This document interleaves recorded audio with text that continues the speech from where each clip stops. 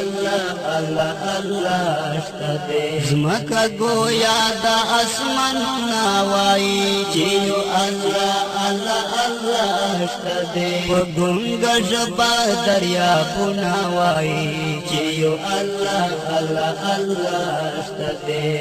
چې یو الله الله الله شته دی.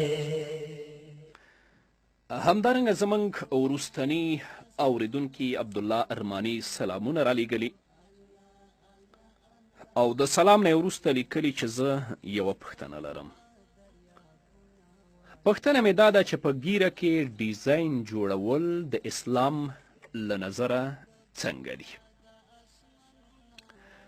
که یو څوک ګیره رخی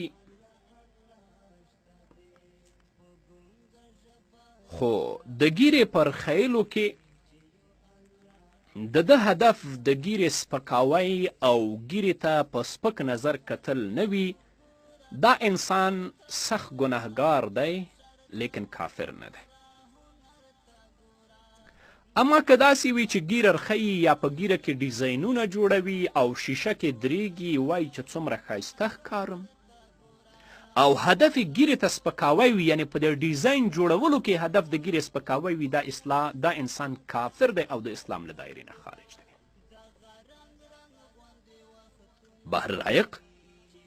په 5م جلد کې په 121 صفحه کې لیکي ویکفر باستخفافه بسنة من السنن، که یو سړی د نبي کریم صلی الله علیه وسلم په سنتو کې یو سنت هم په سپکه سترګه وګوري او د هغه سپکاوی وکړي کافر دی. او همدغه مسئله علامه ابن عابدین الشامی په رد المحتار کې او علامه حسکفي په در مختار کې په 4م جلد کې په 222 صفحه کې هم په تفصیل سره څېړلې ده.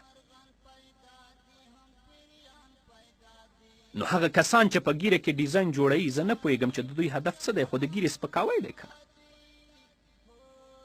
بس الله رب العزت دې زموږ په حال باندې رحم وکړي. هغه د نبي کریم صلی الله علیه وسلم وینا ده، فرمایي چې زما په امت به داسې حال راشي چې سهار کې به مسلمان وي خو ماښام کې به کافر وي، ماښام به مسلمان وي او سهار کې به کافر وي.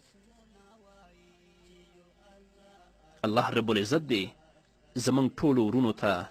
د نیکې لارې هدایت وکړي او الله دې د رسول الله صلی الله علیه وسلم د سنتو